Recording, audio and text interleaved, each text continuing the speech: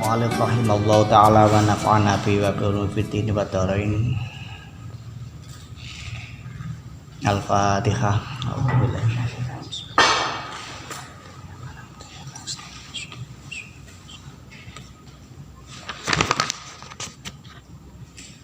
Bismillahirrahmanirrahim. Syekh bin Athaillah Syakandari qaddasallahu sirah wa radhiyallahu an dakwaken wonten hikmah yang sangat indah yang terangkum dalam kitab Hikam. Beliau mengatakan Bismillahirrahmanirrahim. La tatlub minhu ayyukhrijaka min halatin liyasta'malaka fima siwaha falau aradaka lasta'malaka min ghairi ikhrajin. Bismillahirrahmanirrahim.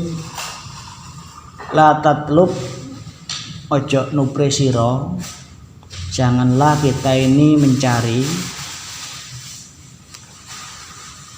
luru, bahasane wong Jawa biyen luru. La tatlub, ojo luru siro, minhu saking Allah. Apa yang kita cari? Ayyukhrijaka, ing yen to ngetokaken Allah ing sira min halatin, saking sijine kahanan, satu tingkah, satu keadaan. Liyasta'malaka, terapun yen to nglakokaken sapa Allah ing sira fima ing dalem barang siwaha kang sakliyane halah, saliyane tingkah, saliyane kahanan. Walau mongko lamun aradaka ngersakaken Allah ing sira, lasta malaka moko yen to nglakokaken sapa Allah ing sira min ghairi ikhrajin, saking tanpa ngetokaken. Jadi hikmah ini masih ada keterkaitan yang sangat erat dengan hikmah 2 minggu kemarin yang mengatakan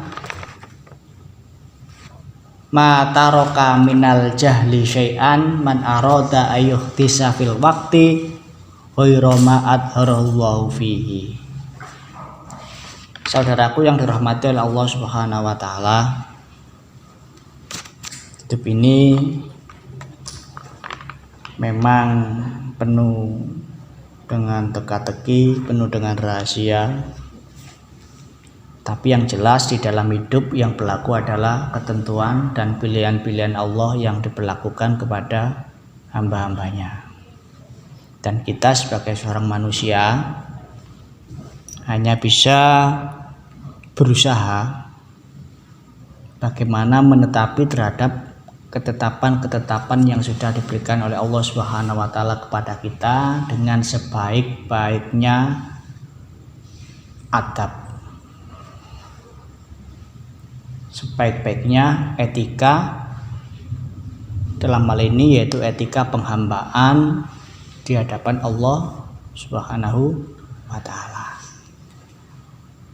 Dalam posisi apapun kita diharapkan tetap mengedepankan yang namanya etika penghambaan di hadapan Allah Subhanahu wa taala. Itu yang paling sangat penting. Dan diceritakan kemarin, kehidupan manusia ini adalah siklus, tidak hanya satu arah, satu garis, dan tidak selalu seperti apa yang kita bayangkan. Terkadang kita berada di kulminasi kesuksesan, titik yang tertinggi, piramida tertinggi daripada kesuksesan. Terkadang kita juga terjatuh pada titik nadir kehidupan yang sangat pahit. Makanya kemarin kita diingatkan, ya kita harus kembali kepada posisi kita masing-masing. kita harus mengenali, kita harus membaca, menganalisa diri kita dan posisi kita di hadapan Allah. Apakah kita ini adalah tajridin atau orang-orang yang kasar, atau kita sangat sadar jika dalam keadaan kopet maupun dalam keadaan baset. Kopet itu dalam keadaan yang sempit, dalam hal pengertian kita ini pada satu realitas hidup yang sangat tidak enak, penuh dengan kerumitan, penuh dengan permasalahan, bahkan menguras air mata penderitaan yang kita lakukan. Ya contohnya kita hari ini mau gawe sawah misalnya, ini kan sudah kopet banget itu, marun arep banyune sawah, banyune gak ono, ngeluh kan pikiran. Ya berpikir karena kita ikhtiar, kita berusaha mengambil posisi etika pengamban yang terbaik. Kita nggak mau mendikte Tuhan, urusannya Gusti Allah nggak hasil ke hasil, urusannya menungso usaha sapi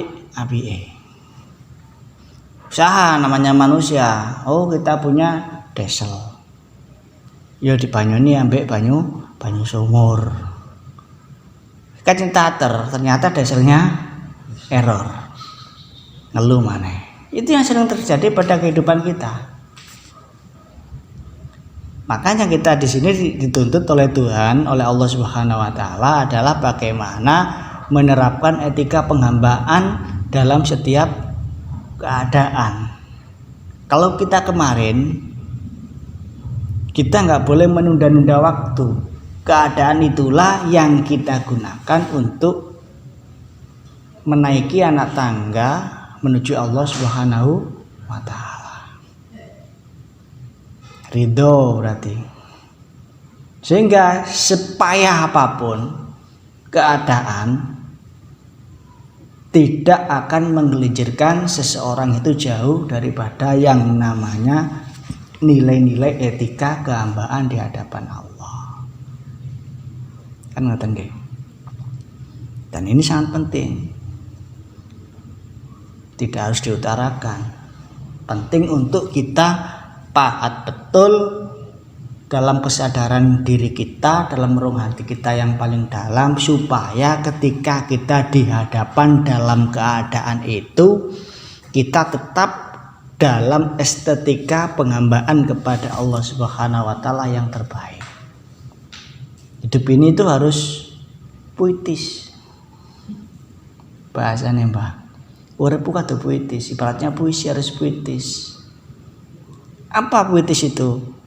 Ketika kita menjalani setiap tahapan demi tahapan itu dengan iman, dengan senantiasa hati yang bersama Allah Subhanahu wa taala, sehingga ketika kita meninggal dalam keadaan puitis pula. Kalau kata seorang anak muda mungkin kondisi yang sangat puitis adalah ketika mati dalam pelukan seorang perempuan yang dipuja.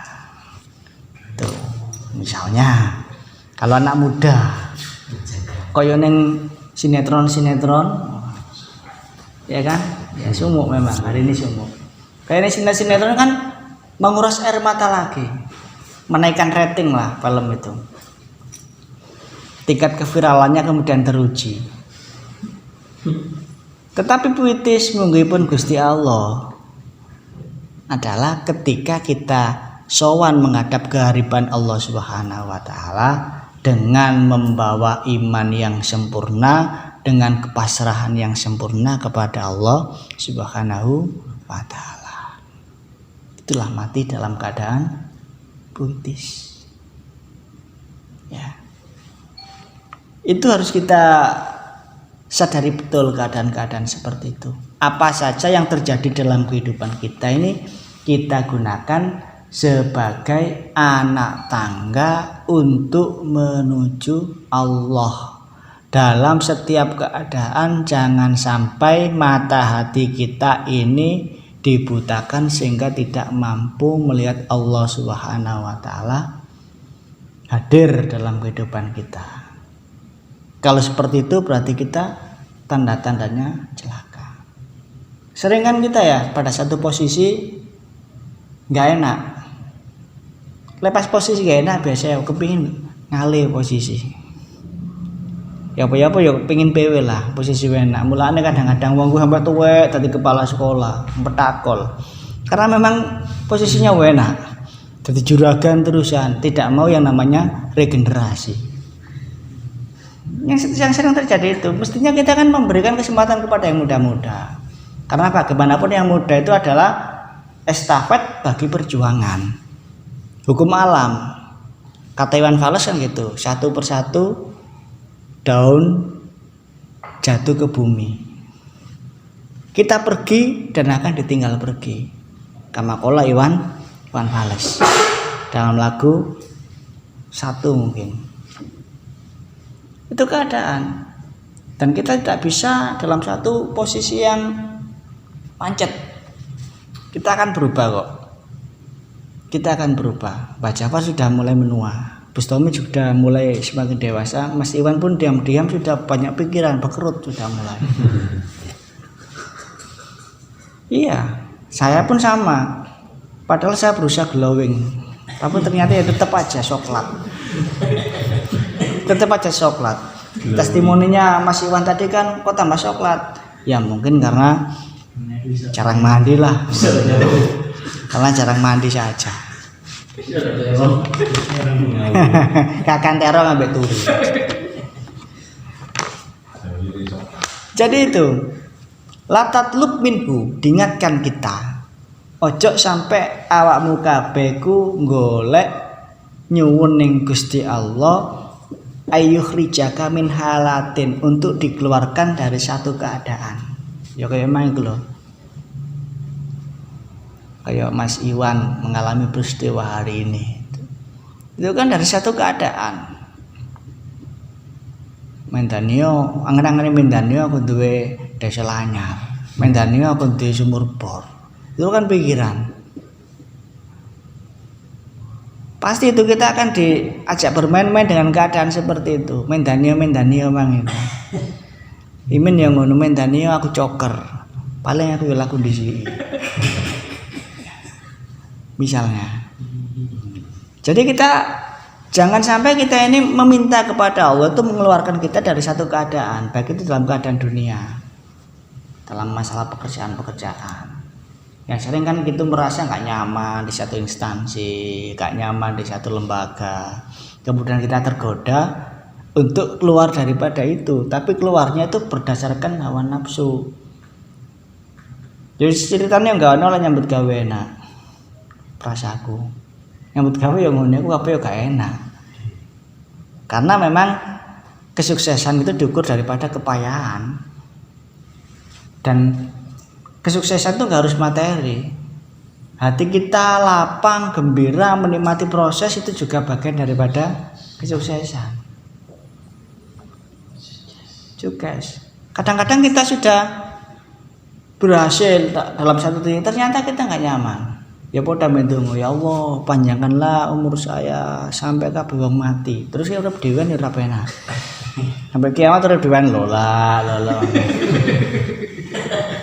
Ya kan? Ini kan satu keadaan yang nggak bisa kita hindari, atau dalam peristiwa-peristiwa keagamaan seperti dalam thalabul ilmi. Kadang-kadang kita itu ketika mengalami proses pencarian ilmu itu kepengin pindah, mau ben ngajeni puwancet ae. Masalah iki tok ae. Gak sabar. Padahal di dalam konteks ta'limul muta'alim fatul zaman. Itu penting. Wong ngaji Nabi kalau langsung dibiur nang ngono Quran. Kan butuh dialog dengan zaman, dengan masa, dengan ruang dan waktu. Ada fase Madinah, ada fase Makkiyah. Sehingga up to date gitu loh. Ya. Sehingga kemudian menjadi news bahasanya itu tidak ada di ruang hampa. Kadang-kadang santri kan enggak kepindah cepat, kepindah rapi, enggak uman. Ini penting. Nah, alasannya kita minta dikeluarkan dari situasi yang seperti itu karena kita menganggap posisi kita yang seperti itu tidak menguntungkan bagi kita adanya aikun an-nuhudika li hadratihi. Sulit kita itu menggapai jalan-jalan pengabdian kepada Allah. Itu perasaan kita saja. Perasaan kita saja. Padahal dalam beribadah itu semua keadaan bisa kita gunakan untuk ibadah. Wah, aku lek terus-terusan kayak ngene, aku gak toto-toto ibadahku ning Gusti aku gak cedak-cedak aku. Kapan aku kemudian meluangkan waktu? Padahal kan kondisi seperti itu jika kita niati lillah, kemudian kita sadari dengan billah, itu sudah menjadi ruang ibadah kepada Allah. Contohnya Mas Bustomi harus kemudian mangkal di depan karya mitra, yaitu jalan ibadahnya seperti itu. Mas Iwan terdampar di persawahan, ini ya jalan ibadah seperti itu. Jadi jauh, jangan bayangkan ibadah itu kemudian di hamparan sajadah. Tidak, Mas Rofi, ya ibadahnya barusan kan mengukur jalan. Itu ibadah juga, karena apa? Man salakai la tariqal ilmi, sing sapane mau ngerambah dalan menuju majlisil ilmi wa dzikir. Ada rotib kan dzikir itu. Kan taman-taman surga kata Rasulullah itu, sahalallahu ila tariqil jannah, akan dimudahkan menuju surganya Allah. Kata ya ibadah. Ngukur dalan itu ibadah podo. Jadi bukan berarti ketika berangkat ibadahnya Mas Rafiq baru di sini, tidak. Di jalan tadi keluar kaki dengan nyetater. Kalau saya nyetater ya wis. Nah seperti itu. Ya sudah ibadah, otomatis sudah ibadah. Jadi kemudian kita nggak bolehlah mengandai-andaikan. Seandainya saya ada dalam posisi kemudahan, tidak dalam kondisi yang seperti ini, tentunya aku akan lebih mudah untuk bermesraan dengan Allah. Ya tidak. Ya kondisi manapun saja itu kita gunakan. Lek pas loro ya sampean sabar. Mulai entahlah, wong bahagia kan mulai teko syukur. Belajar syukur ku ya wangel. Belajar syukur. Dikei didik ya neriman, gak dikei ya neriman. Mulai lek di pasangan urip koyo ngono enak, adem. Adem kalau kita punya pasangan hidup seperti itu adem. Dan jarang, apalagi di tengah perubahan kehidupan yang menuju pada titik materialistis yang sangat tinggi itu, golek-golek wong sing kayak garap dunia tapi ya arep dunia ya angel. Pasangan hidup yang hanya menggoda kita untuk tergelincir banyak. Bukan kita loh, Nabi Adam alaihissalam wazallama syaitanu kan gitu. Dan setan menggelincirkan dengan bisikan-bisikan kepada dua pasangan, kan dari pasangan hidup juga. Makanya PR-nya sebelum kita menikah ya diikhtiari juga mencari yang sekufu itu. Pasangan yang sekufu bukan berarti kita itu pilih-pilih, tidak, yang sekufu, yang memahami. Lah sing syukur ayu tambah suwe tambah akeh wong arek ayu, aja khawatir. Sing penting sampean kuat ya, bandani ya ayu, disulap iso. Tapi ya dibalik istri glowing ya ada suami-suami yang penuh dengan coklat-coklatan tadi itu. Ya harus dicari, diikhtiar, bukan kita memilih-milih ya. Kita carilah yang pengertian. Lek sing pokoke bolonge ya akeh. Lek pokoke bolong mending tuku. Selesai. Bukan berarti kita kemudian melegalkan, tidak. Artinya proses itu loh, nanti kalau terjadi satu pernikahan akan semakin runyam. Perlu yang sekufu dalam pengertian tingkat kematangan, kedewasaan berpikir juga penting. Ya seneng sih ambek arek sing manja-manja seneng ya. Tapi kehidupan ini nggak kenes gitu loh. Kehidupannya akan menyajikan satu fakta yang nggak bisa kita terka. Lek pernikahan 1 bulan 2 bulan sih enak, si rajin kelon dan lain sebagainya. Terus mari mono setahun rada ngeluh, buan entek ya kan. Buan entek celengane golek opo? 3 tahun lagi duwe anak, tambah kelihatan watak dan karakter yang asli. Sing biasa gak wani ngetut ket mulai brat. Ya, biasa munian beb mam ya, tentu rapi sih lo mam ya, tuwek berarti ya. Marano rajin menggunakan matamu kan, adalah biasa. Kalau kita lihat itu banyak, makanya mengkondisikan yang sekufu ini. Ya makanya berdoalah, berdoa diberikan pasangan hidup yang meskipun tidak solihah amat yang sepahaman dengan kita lah. Itu penting. Karena sendi daripada kebahagiaan manusia adalah jika salah satunya mempunyai teman-teman yang baik, komunitas-komunitas yang baik, lingkungan yang baik. Itu rezeki yang tak terduga-duga itu. Dino iki golek kanca apik repot. Lek golek kanca departemen pernegaan akeh. Lek kanca apik angel, jare Mas Iwan celuk ngaji ngene wis ngeri dah, merinding ngaji wis. Tapi ayo bro kopi kape no.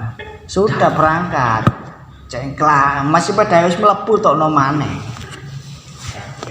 Makanya kalau kita punya komunitas ya seperti ini komunitas seperti ini, komunitas cinta telaga istighfar baik gitu angel dimana-mana sulit, itu rezeki bagi kita. Makanya saya rajin juga meskipun berapapun orangnya saya rajin. Kenapa? Minimal saya juga nambani awak dewe. Bukan berarti saya kesini tuh kemudian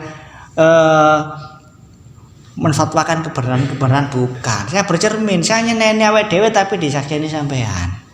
Ngono lho. Sing tak waca hikam. Ya bukan yang saya nih, artinya lek salah itu antem di dapurmu cak. Raimu dolah. Ini kan penting. Soalnya apa lek disaksikan wong kan dosanya tambah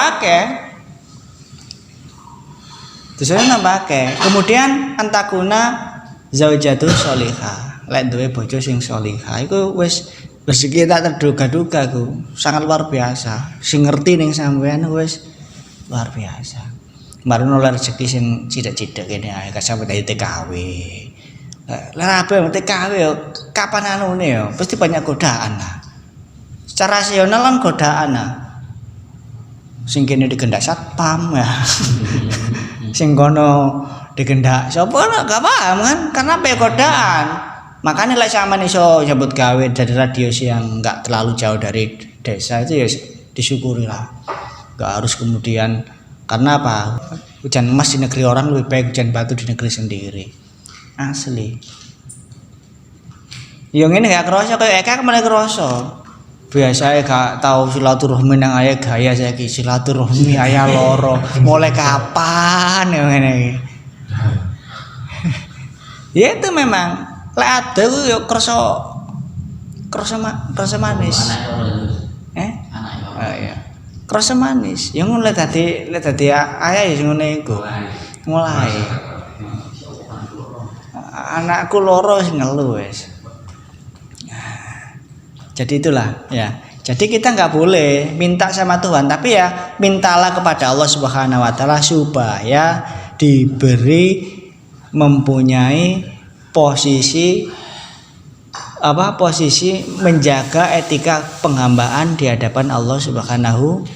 Karena dikatakan oleh Junaidi al-Baghdadi at-tasawufu kulluhul adab. Sing jenenge tasawuf iku netepi tata krama ing dalem endi-endi kahanan. Tahu kahanan tarik keadaan.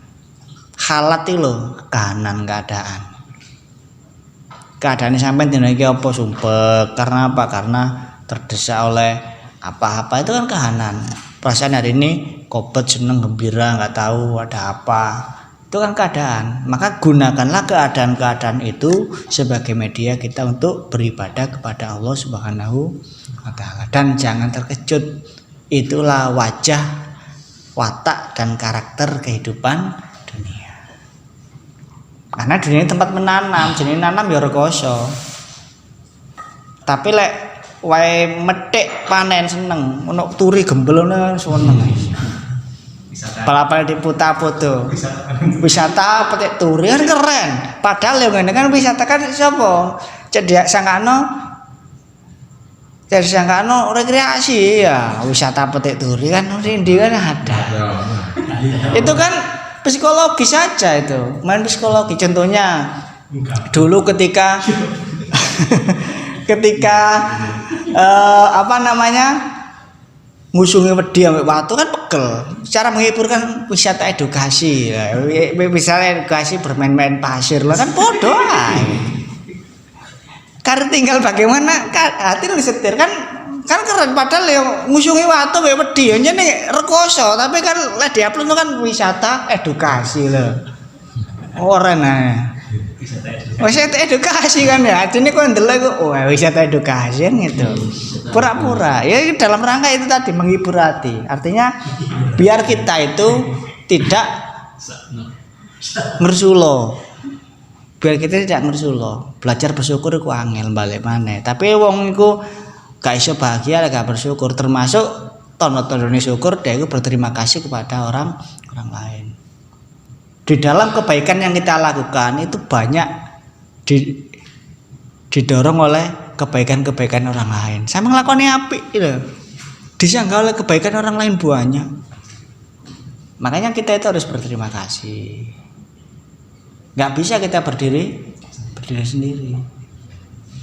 Minimal sampean pinter, sekolahno sampean sopo pian. Karena ada kebaikan orang lain, ada orang tua, ada teman yang menemani belajar, ada guru yang mengajarkan. Marono wong tua kan duwe golek utang banyak. Jadi posisi satu ini sudah disanggah oleh kehidupan orang lain.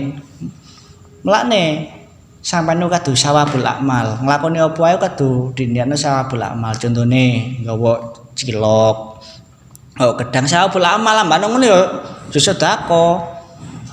Jare Kanjeng Nabi tolakan rokok dudu dengan tolak angin, tolakan rokok ambek walau dengan sebutir kurma.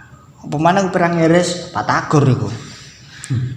Open rokok gak tutup ya tambah tutup wong sebutir kurma itu tutup apa maneh batagor. Mulane bawa batagor yang terbaik. Tahu terbaik, rokok terbaik. Nah, itu tadi loh, kadang-kadang kita bermain-main dengan alasan. Wah, aku lek posisi kene gak iso ibadah. Jujur sering seperti itu kan, sering. Saya merasakan kok. Seandainya ngene wah malah gak iso ibadah, khusyuk iki. Padahal apa wayahe jaga bengi, waduh aku gak iso turu. Padahal dalam jaga bengi kan bertetangga itu kan juga bagian daripada bentuk ibadah. Aku malah kok pedhot ya apa tahajudku kan berandai-andai kita itu. Allah taala wis wayahe jaga ya jaga enggak apa-apa. Karambol ya karambol, anggap karambol ibadah kan enak, ibadahnya menyenangkan dengan karambol bercengkrama dengan kan sama itu sama. Apa oleh karambol? Kadang-kadang mau ekstrim karambolnya dilarang haram. Ya ekstrim, kadang-kadang teplek ya, sekak domino, wow, membangunnya tidak lah. Yang tidak diperbolehkan adalah ketika ada unsur judi. Lah sama dolan teh apa? Terus ya boleh coretan ya, coret rai. Ya gak masalah lah.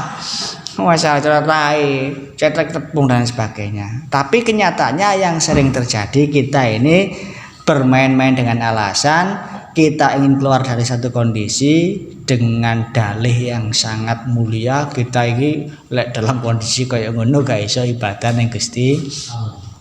Itu yang sering terjadi. Makanya falau aradaka lastakmalaka, seandainya Allah itu menghendaki kita ini keluar dari kondisi yang seperti itu, maka tanpa kita upayakan pada akhirnya nanti kita akan diantarkan keluar dengan sendirinya setelah melampaui limit waktu. Ya ada limit waktunya lah. Urip kan ya proses, meskipun fayakun ya butuh waktu. Mulane ya kadu kanten. Ilmuku ben ilmu kanten. Lah wayahe ya wayahe lah. Gak iso diiku lah wayahe. Lah sik durung ya sik durung. Golek durung wayahe karbitan mari. Karbitan banyak permasalahan. Durung mateng ya jarno lah, wis mateng akan mempetikkan diri dengan sendirinya. Jadi tanpa kita minta, kalau sudah Allah mengantarkan keluar tanpa kita nggak tahu kapan mari nenggak apa ya mbo. Engko lah moran-moran mari-mari dhewe. Ya pegel dirasakan, tapi kan capek itu nggak mengantarkan kepada satu penyesalan, tapi satu kebahagiaan. Nambah syukur ning Gusti. Wong gak iso syukur ning Gusti Allah siji, lek atine gak jembar. Jembar ku basa agama apa qanaah. Sing sering kan gak qanaah. Qanaah iku apa sih gak gelem neriman lho. Terima yang bandem. Lek pegawai negeri mesti nerima yang bandem. NIP, lek gak non pegawai negeri NIP nerima yang bandem. Lek pegawai negeri kan nomor induk pegawai, lek gak pegawai negeri NIP nih nerima yang bandem. Atau samono ya samono, disyukuri alhamdulillah. NIP. Wong gak iso qanaah lek gak zuhud. Zuhud iku lek gak atine pisah. Zuhud itu bukan berarti melarat. Zuhud carane suwek-suwek klambine elek. Gondrong gak tahu suri ya, gak kerumat. Kon lapo kok gak kerumat? Aku sufi, Pak. Welek sufi dadi dalanan klambine yo elek. Gak tahu suri. Soalnya pernah diceritakan ada pemuda yang seperti itu zamannya Nabi sing dungune enggak ditolak ning Gusti Allah, marang berpenampilan seperti itu. Sufi garap dunyo, alah aku gak rabi, boleh garap dunyo, tidak mau membagikan cinta, tidak mendoakan cinta kepada Allah. Ya salah lah. Ya salah, ya tetap rabi lah. Kalau rabi langsung nyesel kon, nangis. Kok gak biyen-biyen. Jadi yang penting kita itu nggak boleh minta dikeluarkan oleh Allah Subhanahu Wa Taala dari satu keadaan dengan dalih tadi itu, dengan alasan-alasan mulia. Aku ya kepingin ibadah, kapan aku ibadah? Engko lek wis wayahe metu, dengan sendirinya Allah itu akan mengeluarkan dengan kondisi yang dari saat ini.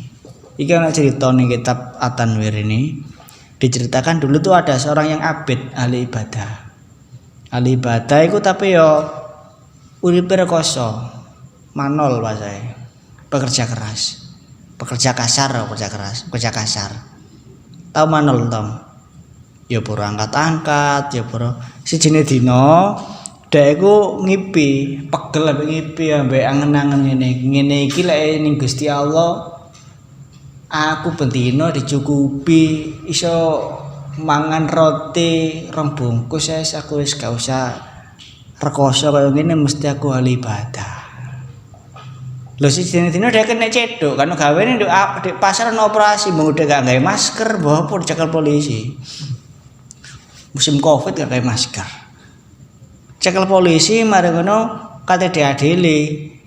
Komandane sik tutup, akhirnya terpaksa wis besok pengadilannya saiki ning penjara dhisik ngene.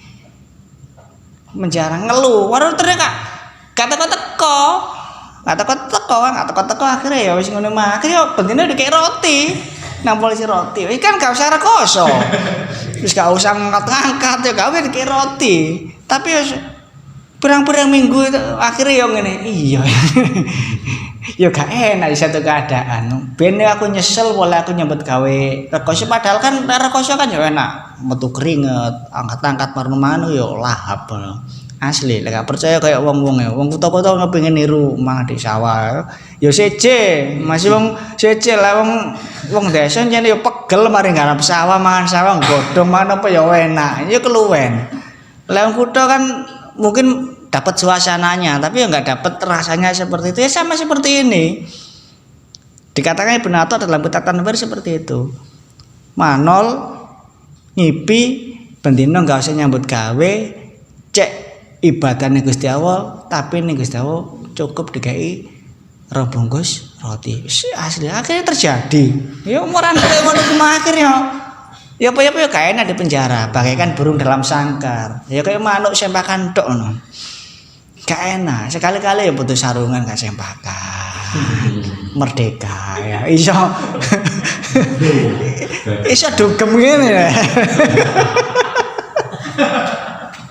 Iso dugem. Nah itu loh, makanya nggak usah lah kita kemudian membayangkan kemudahan-kemudahan ya. Ini jenenge urip donya ya mari gak enak ya enak. Itu terus lah selingan-selingan kehidupan. Masih rumah tangga yang ngono gak ono menang-menang enak, mesti ono padune lah. Karo ceritane peron padu, ilo-iloan. Tapi ngono gak ada kangen mareno ya, tinggal kangen balik meneh. Ya itulah memang isine donya. Ojo ora api gendaan wis tukaran kok. Gendaan wis tukaran. Wis gak sapa-sapaan. Dan lain sebagainya mendani yo engko wis rapi. Apa ya gak bosen ya. Nilai rapi lek masalah vaginatif tok yo enak. Mari ngono banyak anak sakit, istri sakit, harus ada satu keadaan yang nggak bisa ya ini benar-benar kita diuji. Semoga kita Allah Subhanahu Wa Taala diberikan satu keadaan yolesolah enak terus lah. Tapi kalau kita menghadapi satu yang nggak enak, kita harus tetap ingat bahwasanya itu adalah cara Allah Subhanahu Wa Taala menyapa kita supaya kita ini istiqomah untuk senantiasa berbuat kebaikan di dalam setiap keadaan dan menyibukkan hati kita untuk senantiasa ingat kepada Allah Subhanahu Wa Taala. Semoga bermanfaat, semoga memberikan motivasi kepada kita, terlebih di saat ini, saat pandemi yang kesulitan itu melambai-lambai di mana-mana, kita tetap dalam posisi etika penghambaan kepada Allah Subhanahu Wa Taala dan mati dalam keadaan puitis, dalam keadaan husnul khotimah. Untuk doanya kita serahkan kepada Allahumma shalli ala sayyidina Muhammad. Amin.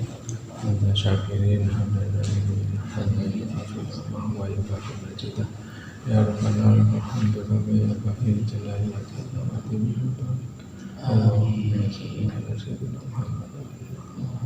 Allahumma bihaqqi ismika al-azam wa bi jahi sayyidina Muhammad sallallahu alaihi wasallam wa barakatihi khusus hadha zaman wa wa sayyidina ya Allah ya Allahumma inna nas'aluka salamatan fid din wa afiyatan fil jasad wa barakatan fil rizqi wa taqatan qabla wa rahmatan wa maghfiratan ba'da Allahumma hawwin 'alaina fi sakaratil maut wa najatan min arwah wal asbab Rabbana la tuzigh qulubana ba'da idh hadaytana wa hab lana min ladunka rahmatan innaka antal wahhab Rabbana zalamna anfusana wa in lam taghfir lana wa tarhamna lanakunanna minal khasirin Rabbana atina fid dunya hasanah wa fil akhirati hasanah wa qina adzabannar Sallallahu alaihi Muhammadin wa sahbihi wa sallam subhana rabbika rabbil izzati amma yasifun wa salamun alal mursalin